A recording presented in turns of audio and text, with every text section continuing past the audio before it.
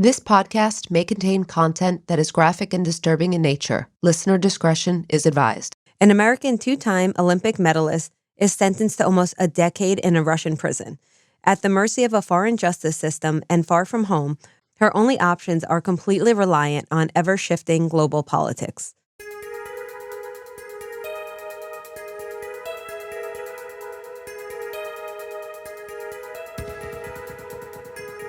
This is a Brittney Griner story.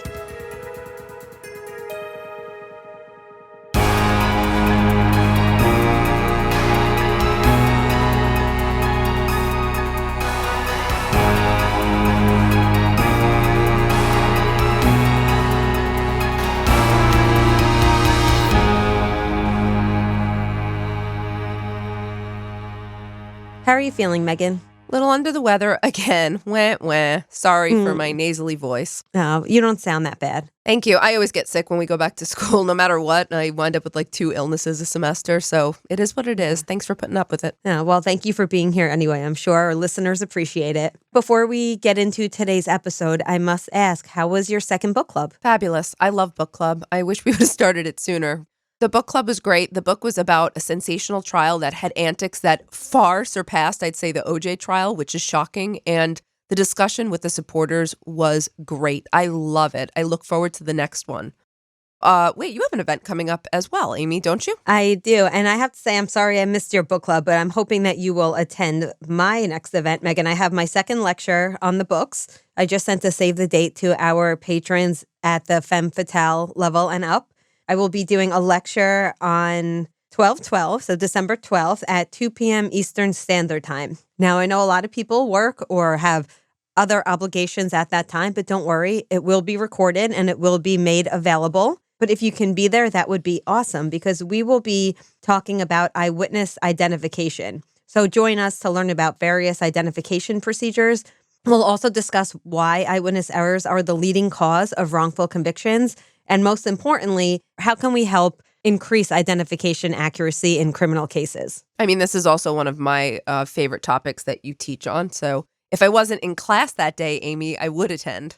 I look forward to seeing you all there. But for now, let's discuss the Brittney Griner case. The story that we are covering today broke earlier this year, and I've been interested in covering it since it happened. However, I was waiting for the sentencing because I like to wait before covering cases because then we just do an update anyway. So I've been watching it really closely. I also read Brittney's memoir. So, you know, I love reading memoirs. And once I realized that the woman I was covering had a memoir, I ran to get that. I didn't even realize there was one. This must have been just out this year, right? No, it's actually a memoir from 2015 before any of this ever happened. So It was sad to read because you're reading somebody's life story and they have no idea what's about to come. Oh, my goodness. Okay, that's interesting. I didn't know. Yeah. So she writes about her life and some challenges she had in her life, but I don't think anyone could have predicted just how much more she would endure. Brittney Griner was born on October 18th, 1990 in Houston, Texas. She was the youngest child, 2 older siblings, and she lived with her parents, Raymond and Sandra. Now, Raymond was a Harris County sheriff, and Sandra was a veteran who had served in Vietnam. Brittney was very close with her mother and had a bit of a strained relationship with her father, but there was a lot of love and support for the most part in the family. Brittney was an exceptional athlete from a very young age. She played both varsity volleyball and basketball, although basketball would end up being her passion. Overall, she had what seems to be a positive upbringing, but she did struggle socially at times, as she says, because of her size. Brittney is 6 feet 8 inches, and she hit her growth spurt pretty early, as most girls do. So she was bullied for her size and her sexuality. She came out in high school as a lesbian. Luckily, she excelled despite all of this.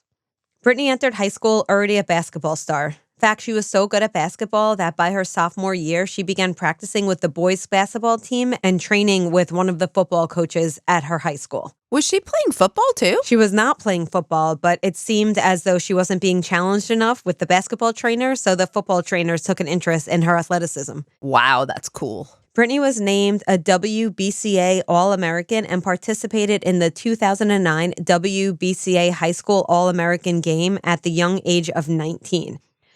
Not surprising to anyone, she was recruited to play basketball for Baylor University, which is in Waco, Texas. Baylor University has a very well-known female basketball team.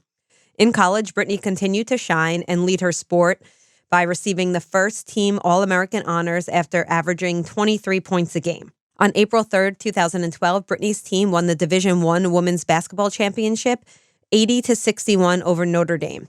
Now, although basketball is a team sport, Brittney really carried the team. For example, in that game, she had 26 points, 13 rebounds, and 5 blocked shots. Wow. Yeah, because not only was she had her size, so she was very tall, she was also very talented at her sport. And motivated. Yes. She was later named the Final Four's most outstanding player as the Baylor team finished its undefeated season with 40 wins. Now, this was the most in NCAA history. After graduating college, Brittney, again to no one's surprise, was drafted to the WNBA in 2013. She was drafted by Phoenix Mercury, and she was selected as first overall pick. Very quickly, Brittney became a fan favorite, and she gained lots of publicity. For example, in 2013, she was featured on the cover of ESPN magazine, and she also had an endorsement deal with Nike. And this is big for a female basketball player. Mm-hmm. In her first season, she was named WNBA All-Star. And in her first season of college basketball, she was named WNBA All-Star. And she was known most for her ability to block and dunk. She was actually one of the tallest players in the WNBA history. She was so good at her sport that there was even talk of her being drafted to the NBA. Wow. Yeah. So Mark Cuban had made a comment on the record in 2013 that he wanted her for the Dallas Mavericks, but no offer was ever actually extended. Wow.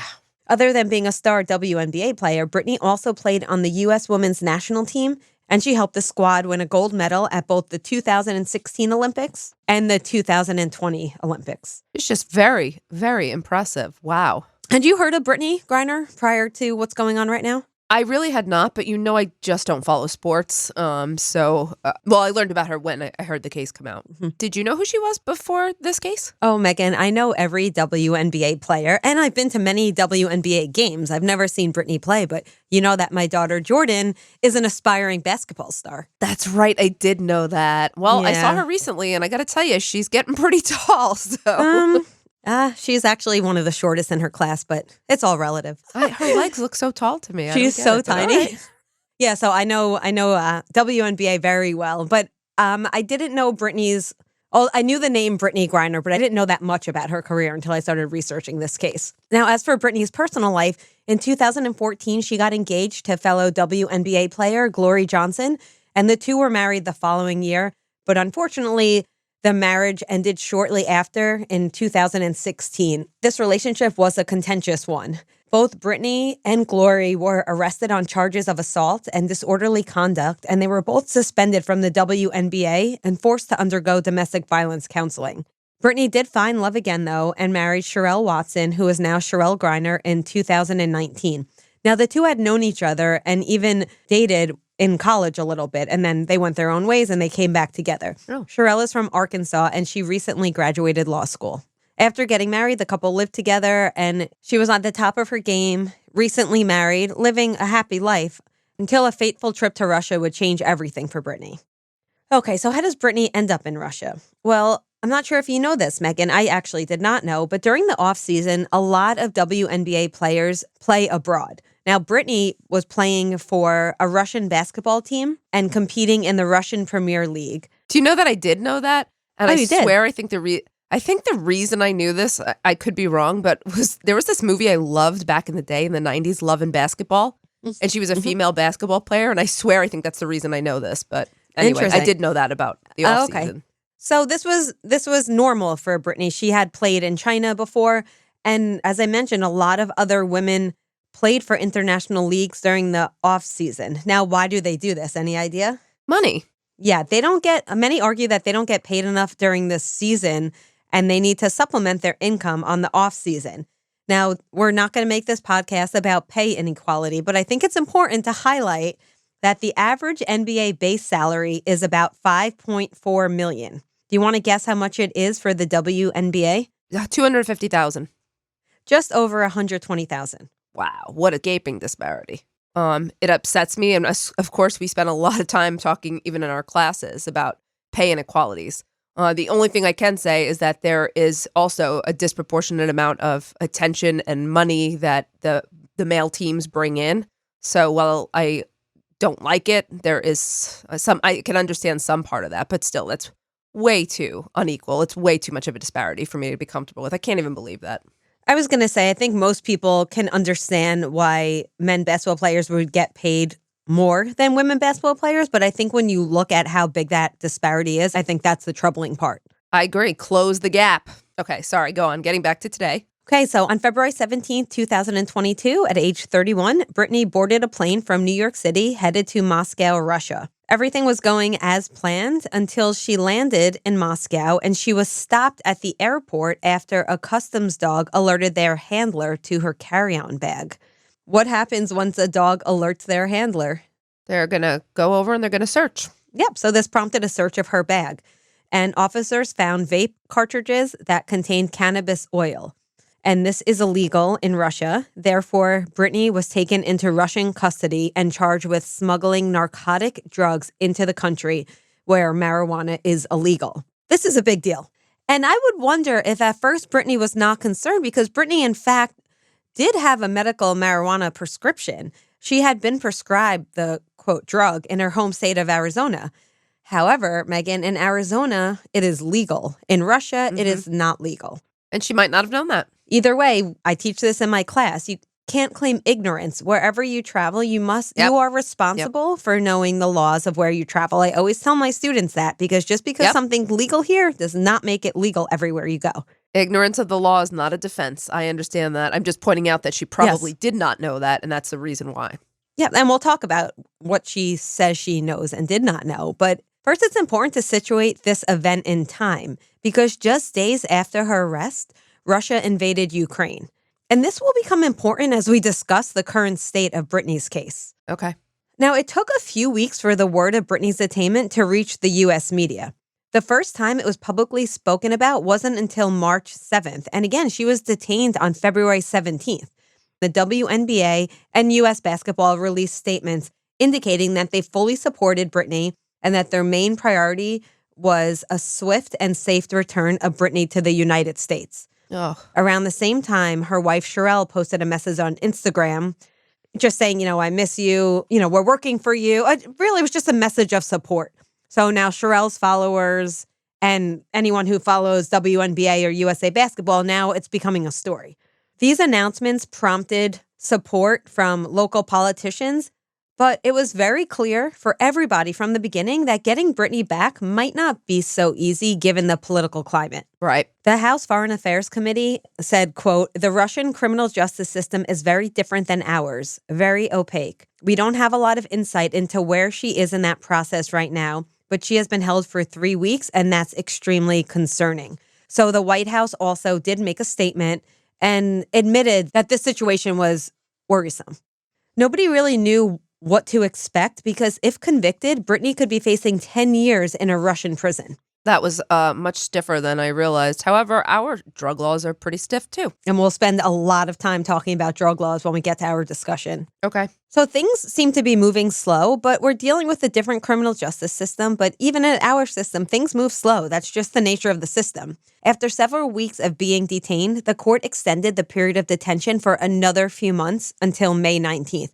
Meanwhile, there was support on the ground with Brittney. So while she was awaiting her day in court, she was meeting with the U.S. consulate, and she also had a legal team lined up in Russia. Okay. Now, the U.S. State Department classified the arrest as a wrongful detainment.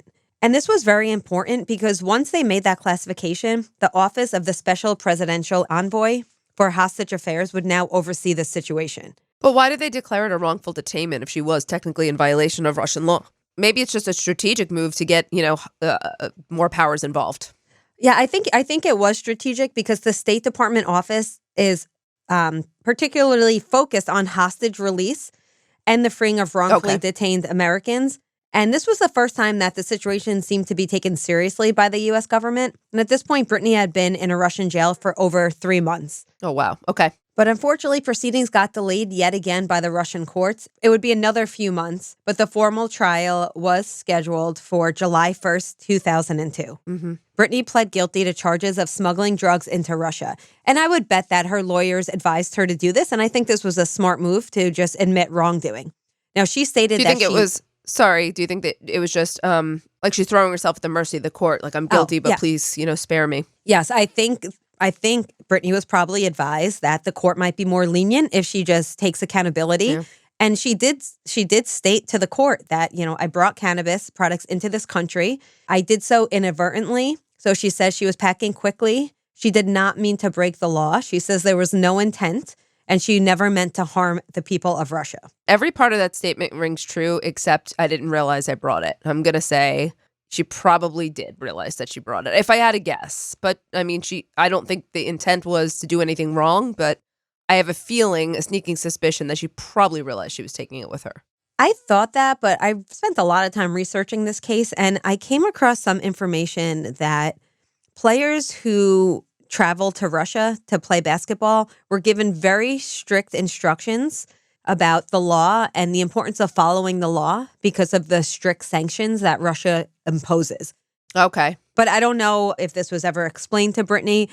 Was it inadvertent? We don't really know. But either way, Brittney is saying, I did this. I'm sorry. I didn't mean to break the law. So now many proceedings occurred in which experts and character witnesses testified. It was a sentencing hearing, essentially. Okay. On July 27th, 2022, the Biden administration offered what they called a substantial deal to Russia to secure the release of Brittney Griner. But they didn't just want Brittney. They also wanted Paul Whelan, who is another American prisoner. So Paul Whelan is a U.S. citizen and a former Marine who was detained in Moscow in December of 2018. He was arrested on espionage charges, which he has consistently denied. And there's very little evidence. However, he was convicted and sentenced in June of 2020 to 16 years in prison. The U.S. has supported him and said that it was an unfair detainment, even going as far to say that the arrest and the detainment of Whelan was just a political ploy. Ouch. So the offer was to exchange Griner and Whelan for a Russian prisoner in the United States. Who was the Russian prisoner? Who's the Russian prisoner in the United States? Do we know? Yes, Victor Bout. Now, Victor Bout is also known as the Merchant of Death. He was convicted for arms trafficking, and he is currently serving 25 years. He is actually known as the world's most notorious arms dealer, and he was also charged with conspiring to kill Americans. Whoa. So many say this is not a fair trade at all, particularly since both Americans are seen as being wrongfully detained, and Victor Bout is very much not wrongfully detained. Okay. On August 4th, 2022, Brittney was sentenced to 9 years in a Russian prison on charges of smuggling drugs into the country. The defense lawyer said that the verdict, which I want to tell you, Meghan, is just below the maximum sentence of 10 years, was absolutely unreasonable. President Biden also publicly stated that the sentence was, quote, unacceptable. Although, side note, many fault him for not doing more to help secure Brittney's release. But regardless, it seemed to be consensus, at least in America, that this sentence was outrageous for the charges. I mean, of course it is. Brittney recently celebrated her 32nd birthday in a Russian jail, and a few weeks later, on October 25th, she had her first appellate hearing. So things work a little different in Russia because Brittney had her appellate hearing just 2 months after her sentencing. I was going to say they work a little faster then. Although the court did agree to hear her appeal, many experts speculated that the only hope for Brittney was that there would be a slight reduction in her sentence. Mm-hmm. I don't think anybody believed that an exoneration was on the table. Okay. Now, this hearing did not allow new arguments or evidence. It was just her attorneys present. It was just her attorneys presenting the case and Brittney addressing the judge. And again, I think the hope was to get a reduction in the 9-year sentence. It seems like a plea for leniency to me. Unfortunately, the outcome was not favorable. The charges remained, and basically so did the sentence length. So the time Brittney will have to serve in prison will be recalculated with her time in pretrial detention taken into account, meaning that she might only have to serve 8 years in prison, but it ends up being 9 years because it's essentially they're saying they'll give her time served for the time she awaited trial. Do we know if they have what we have, like 85% of your sentence release? No, I don't believe that. I believe that that it's a mandatory sentence. Okay. Many commentators believe that Brittney is wrongfully detained, with many going as far to say that she is being held hostage. So what avenues are left for Brittney? So we discussed a prisoner swap, right? Yeah. This seems to be Brittney's most viable and I'd say only option at this moment. You have two camps of people. You have some people that say that a U.S.-Russian prisoner swap would signal that the two countries can still do business on some level despite the poor state of relations and the backdrop of the war in Ukraine. However, there are others that say the exchange that's proposed is what they would consider a dirty deal because the Russian prisoner, Victor Bout, poses a much greater threat than Paul Whelan and Brittney Griner, not to mention, again, that many believe that they are both wrongfully detained. But many speculate that Russia is unlikely to respond to the United States offer until after the midterm elections, which at the time of this recording just occurred. So we'll keep an eye out for that. But people believe that, Russia does not want to give Biden a political victory. Yeah, I can see that point of view for sure. The problem is that there's a widespread belief that Russia is using the imprisonment as leverage against the U.S. It's just not fully clear what they want, and Russia will only negotiate on their terms. Essentially, Brittney is a political pawn. The idea of a swap or a swap even being on the table, if anything, it might incentivize Russia to continue holding her and work the opposite way. Oh, yeah, she's really caught in a terrible position. Yeah. Officials did recently visit Brittney, and the Biden administration did release another statement early November saying that they are continuing to press for Brittney's release, calling it a top priority, and saying that she is doing as well as she could be for the circumstance. Within the last few days, Brittney was moved from the jail to a Russian penal colony. So in general, a penal colony is just a settlement that's used to exile prisoners and separate them from the general population by placing them in a remote location. This is different than what we would see in an American prison. While some American prisons do not have the best conditions, I think what we're dealing with in Russia is conditions that are notoriously harsh in many of these penal colonies. They don't have the best reputation. I've never visited one myself, but from what I understand, Russian penal colonies are particularly known as forced labor camps. They have dorm-style living, and it's allegations of brutality and harsh conditions. So this is what's worrying her supporters at this moment. Of course. Is that these conditions could be, harsh and, even life-threatening for Brittney. Particularly, she is very high profile. She is 6'8". She is African-American and she is a lesbian. So these all put a target on her back, according to many. And she's American. So she's, of course, put into a culture that she is not familiar with. And she's an outsider, what I also mean with an American. She's an outsider on so many levels that I would say it does put a target on her back. So, Meghan, I'm curious what you think about this, because while bringing marijuana products was technically illegal, what do we think about the sanctions handed down to Brittney? So let's just say she didn't realize that she had the oils. They were still in her bag and she packed it. And as we said, ignorance is not a criminal defense. From my perspective, this is really a cultural or maybe a social discrepancy. So she had cannabis in her possession, which is legal in her home country. But it is a crime in Russia where she was traveling. Well, there's a couple things. I mean, first of all, when I teach intro, I also talk about how crime is relative. It's relative from time to time and place to place, right? What is legal here? What's legal in my state, Pennsylvania, is not New Jersey and vice versa. So country differences are huge. We probably can't fathom a situation anymore or at this current time where someone who's carrying cannabis oil is sentenced to hard time. In Russia, perhaps they can't fathom a situation in which we don't punish people that harshly. Maybe they think, it's not a deterrent. I do think in this case that she's being made an example of, inconveniently for her. I think she's the right American to make an example of, and I think that's what Russia's doing. I think the sentence is unduly harsh. I think if she wasn't a famous American, she would not have gotten that harsh of a sentence. I almost 100% believe that. Yes, and I think that's what's so sad about this case is that she's being used as leverage and, as we said, a political pawn. Now, some people say if this was Tom Brady or LeBron James, would she be home by now? So many people say there's sexism, racism, homophobia, and nobody cares. But then on the other hand, would she be getting any attention at all if she was not famous on some level? That's right. So I think it's important to acknowledge both sides of it because there's many people that are wrongfully detained abroad that we never hear about and that never get the privilege of having anyone talking about their case. So I think it's important to recognize both sides of that.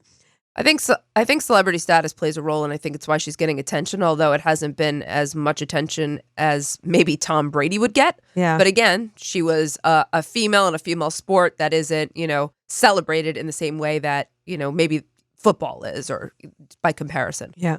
I know we're contrasting Russia and the United States, but I'd like to point out that other countries, James had taken this picture when he was traveling in Taiwan. And the picture is a huge warning sign in the airport that says drug trafficking is punishable by death in the ROC, the Republic of China. So then we might look at it that way. Well, if she was in Taiwan, then she might be facing the death penalty. So then maybe we look at that and go, oh, thank goodness it's only, prison time. Now, do I really think that? No, but it's comparative. We treat drugs differently from country to country. Yeah. One more point I just want to make, going back to the amount of attention that Brittney's case has garnered. Mm-hmm. While there's some people that say there hasn't been enough attention and we should be screaming it from the rooftops and there should be more media coverage, there's other people that bring up an interesting point that bringing more attention to Brittney can make her more valuable to the Russians and lower her chances of coming home.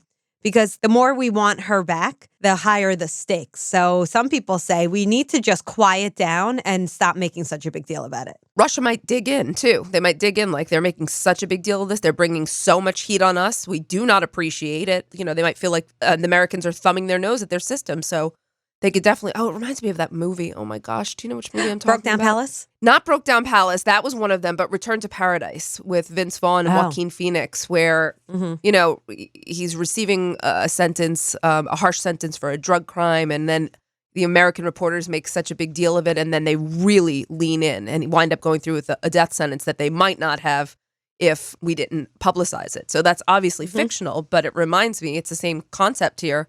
And I do think that that's a concern as well. Yeah. I often teach my students about the purposes of punishment. And when we look at punishments, to really understand what's going on, we should really frame it by thinking, does this meet retribution, deterrence, incapacitation, rehabilitation, or restitution? In other words, why do we punish people? Now, I don't know the Russian values, in other words, the purposes of punishment. If this were in America, I would say we'd be punishing Brittney maybe for the purpose of general deterrence, to make an example out of her, right? But we don't know exactly what's going on. It seems to me that the purpose is political. I would call it punitive political. Well, yeah, it seems to be the intersection of where political powers play with justice. Yeah. It's a very dangerous place to be. Yeah, I feel for her. I feel for her family. Before we talk about what you could do to help, if you feel as if you would like to help in this situation, it's important to recognize that we're spending a lot of time talking about bringing Brittney home, and is this fair? Is this too punitive? When there's people on American soil that are incarcerated under mandatory minimums and 3-strike laws and other failed criminal justice policies, who are also, I would say, wrongfully detained for crimes that are similar in nature. But we advocate for those people too. I mean, I 100% agree. You know how we both feel very strongly about the punitiveness of our own laws, and I sincerely wish they would start. They are starting to repeal some of them, but especially with marijuana and whatnot. But I'd love to see them go further. So I think it's an injustice that we perpetrate as well. Yep. Just wanted to point that out. Yes. For our listeners. Of course. And I believe, if people feel like they'd like to help, I think they should take some action. If you don't, then that's fine too. There are many critics that argue that we should not help Brittney because she's anti-American. Now, I've read some critiques that Brittney was one of the individuals in the WNBA who kneeled during the national anthem, as many other players did as well. Now, I don't know if Brittney is anti-American, but I do believe that one can protest and share their beliefs and still support their country. I mean, Amy, I agree. Just because you support your country, and you can support your country, but you don't have to support everything your country does. And I think that's a fair position. Yes, I totally agree. So where does this leave us for anyone who would like to take action on this? There are a few ways that you can support the campaign to bring Brittney home. Change.org. There is a petition that's demanding lawmakers to prioritize Brittney's return. So you can sign the petition. Last time I checked, I believe there was about 500,000 signatures. There's also a website called wearebg.org, and you can actually write to Brittney. So you could write her letters of support and encouragement. And obviously it goes through a third party. You cannot write directly to the penal colony where she is serving out her sentence, but she has a lot of supporters who are trying to keep her spirits up. You can also go to blackfeministfuture.org/bring Brittney home. And they started a Bring Brittney Home campaign, and they have a lot of information on what you can do to help. Great. Thank you, Amy. This case is definitely one that I'm glad you covered. I'm really curious to see what's going to happen and the developments in this case, and I look forward to any changes that might happen.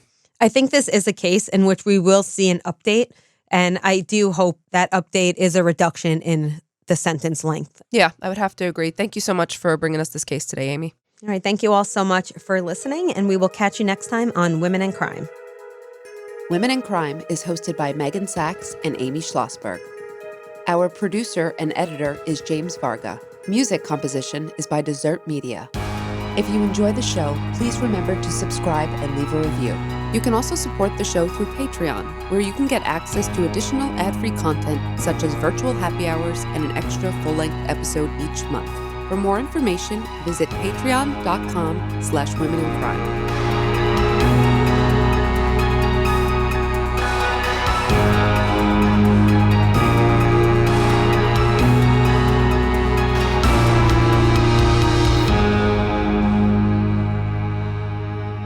Sources for today's episode include People, ESPN, In My Skin, My Life on and Off the Basketball Court by Brittney Griner, Insider.com, EssentiallySports.com, USA Today, New York Times, CNN, and NBC.